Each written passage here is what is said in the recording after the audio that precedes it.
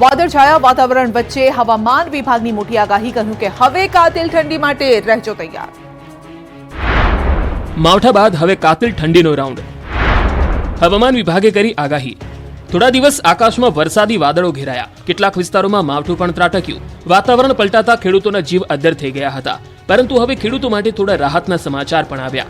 હવામાન વિભાગે આગાહી કરી છે કે આગામી દિવસોમાં રાજ્યનું હવામાન સૂકું રહેશે. 24 કલાકમાં લઘુત્તમ તાપમાનમાં 2 થી 3 ડિગ્રીનો ઘટાડો જોવા મળશે, જે બાદ તાપમાનમાં કોઈ ફેરફાર જોવા નહીં મળે. રાજ્યમાં વરસાદની શક્યતા નહીવત છે. જો કે હવામાન વિભાગે જણાવ્યું કે માવઠા બાદ હવે કાતિલ ઠંડીનો કહેર શરૂ થશે. આગામી 24 કલાકમાં તાપમાન ગગડશે. અરબી સમુદ્રમાંથી ભેજ આવી રહ્યો છે, જેના કારણે રાજ્યમાં ધુમ્મસભર્યું વાતાવરણ જોવા મળી રહ્યું છે. आने वाले दिनों के लिए जो गुजरात स्टेट के लिए फोरकास्ट है उसमें ड्राई वेदर प्रिवेल करेगा और मिनिमम टेम्परेचर की बात करेंगे तो मिनिमम टेम्परेचर में 2 से 3 डिग्री की गिरावट दर्ज होगी आने वाले 24 घंटे में. उसके बाद टेम्परेचर नो लार्ज चेंज में रहेगा. और मिनिमम टेम्परेचर रियलाइज की बात करेंगे तो मिनिमम टेम्परेचर जो अहमदाबाद में रियलाइज हुआ है वो 16.5 डिग्री सेल्सियस और गांधीनगर में 16 डिग्री सेल्सियस. આ તરફ રાજ્યના કેટલાક વિસ્તારોમાં સવારના સમયે ધુમ્મસભર્યું વાતાવરણ સર્જાયું. કેટલાક વિસ્તારોમાં વાદળો પણ ઘેરાયા હતા. વહેલી સવારે દાહોદના વિવિધ વિસ્તારોમાં ધુમ્મસભર્યું વાતાવરણ છવાયું. ધુમ્મસના કારણે વિઝિબિલિટી ઘટી. દાહોદમાં હિલ સ્ટેશન જેવો માહોલ સર્જાયો હતો. આંખના પલકારામાં ગઠિયો કડા કરી ગયો. શિક્ષકના 20,000 લઈને ફરાર.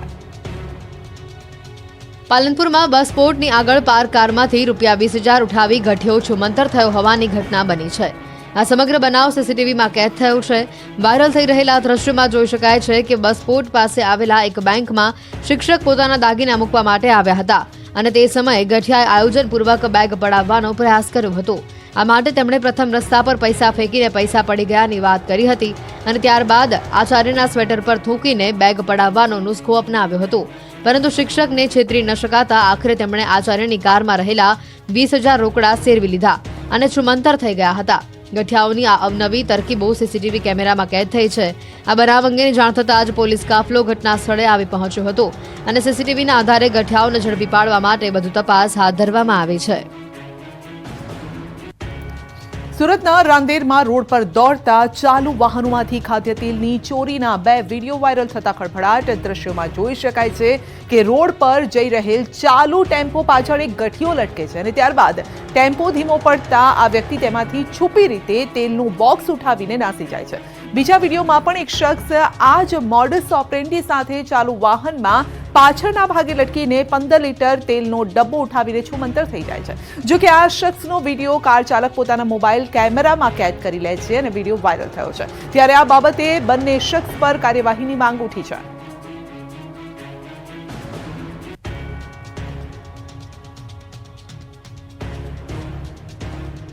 ખેડામાં બની વિચિત્ર ઘટના. કચરો સળગાવવા જતા કાર સળગી ગઈ. સુરતના કતારગામ ન્યૂ જીઆઈડીસી વિસ્તારમાં વિચિત્ર ઘટના બની. જાહેર રસ્તા પર પાર્ક કરવામાં આવેલી એક કારમાં અચાનક આગ ભભૂકી ઉઠતા અફરાતફરી મચી. મળતી જાણકારી પ્રમાણે ન્યૂ જીઆઈડીસી વિસ્તારમાં એક કાર માલિકે પોતાની કાર પાર્ક કરી હતી, જેની બાજુમાં પડેલો કચરો સળગાવવામાં આવ્યો. જો કે કચરો સળગાવવા જતા આ કાર પણ આગની ચપેટમાં આવી ગઈ હતી. તો આગ પણ એટલી વિકરાળ હતી કે જે જોતજોતામાં કારમાં ફેલાઈ ગઈ હતી. આ બનાવને પગલે આસપાસના વિસ્તારમાં અફરાતફરીનો માહોલ જોવા મળ્યો.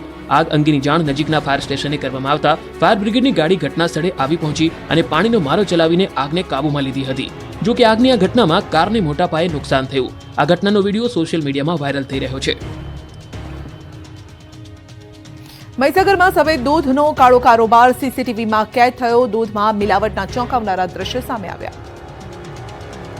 મહીસાગર જિલ્લામાં ડેરીમાં દૂધમાં પાણીની મિલાવટનો વિડીયો વાયરલ થયો. ખાનપુરના ખુટીલાવ ગામમાં દૂધના ટેન્કરમાં દૂધ સહકારી મંડળીના સભાસદોની હાજરીમાં કેટલીક બરણીઓમાંથી પાણીવાળું દૂધ નાખવામાં આવ્યું હતું. સમગ્ર ઘટના સીસીટીવીમાં કેદ થઈ. ડેરીના સભાસદો પોતાના આર્થિક હિત માટે ડેરીને નુકસાન પહોંચાડી રહ્યા હોવાનો ખુલાસો થયો. આ વાયરલ સીસીટીવી ફૂટેજને લઈ ન્યૂઝ 18 ગુજરાતી ખુટીલાવ ગામની ડેરીમાં જઈને કર્મચારીઓ સાથે વાતચીત પણ કર્યું, રિયાલિટી ચેક પણ કર્યું. દૂધમાં પાણી ભેળવનાર બીજું કોઈ નહીં પરંતુ ખુદ ડેરી મંડળીના ઓડિટર રહી ચૂકેલા અશોક પટેલ જ હતા. આ ખુલાસો દૂધ મંડળીના ચેરમેન હસમુખભાઈ પટેલે કર્યો અને ત્યારબાદ ન્યૂઝ 18ની ટીમ વાયરલ સીસીટીવી દ્વારા ખોટેલાવ ગામની દૂધ મંડળીમાં જઈને ડેરીમાં કામ કરતા કર્મચારીઓ સાથે પણ વાત કરે છે. ત્યારે ડેરી મંત્રી તરીકે કામ કરતા રમેશભાઈ વાયરલ સીસીટીવી અંગે નવાઈ પમાડે તેવો જવાબ આપે છે. તેમણે કહ્યું કે હું બેઠો છું ત્યાંથી કાચ વચ્ચે આવતો હોવાથી મને દૂધ ભરનાર વ્યક્તિ દેખાતા નથી. હવે તમે મને તો દેખાતું નહીં, ઓછું દેખાય છે કાચમાં ઓછું દેખાય એટલે શું ખબર પડે. મોરબી પોલીસની કડક કાર્યવાહી, સ્ટંટબાજની એવી સરભરા કરી કે ચાલવામાં ફાંફા પડ્યા. મોરબીમાં બાઇક પર સ્ટન્ટ કરનારને પોલીસે ભણાવ્યો કાયદાનો પાઠ.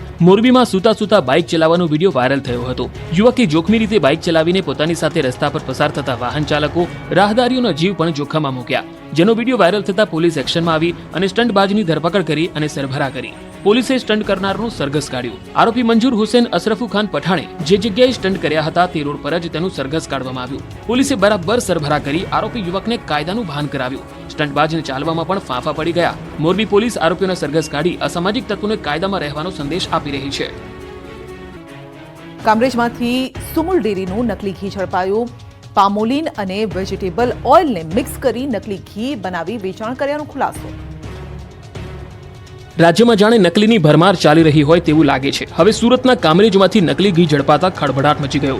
પોલીસે કઠોર ગામે આવેલ માનસરોવર રેસિડેન્સીમાં દરોડા પાડી નકલી ઘી ઝડપી પાડ્યું. ફ્લેટમાંથી સુમુલ ડેરી જેવા જ પેકિંગ ધરાવતા નકલીનો વેપલો ચાલી રહ્યો હોવાનો ઘટસ્ફોટ થયો. પોલીસે હાલ એક વ્યક્તિની ધરપકડ કરી છે. પોલીસે પ્રવીણ હરખાણીને ઝડપીને 1 લાખ રૂપિયાનો મુદ્દામાલ જપ્ત કર્યો. આ ઘટનામાં પોલીસે 4 લોકોને વોન્ટેડ જાહેર કરી કાયદેસરની કાર્યવાહી હાથ ધરી.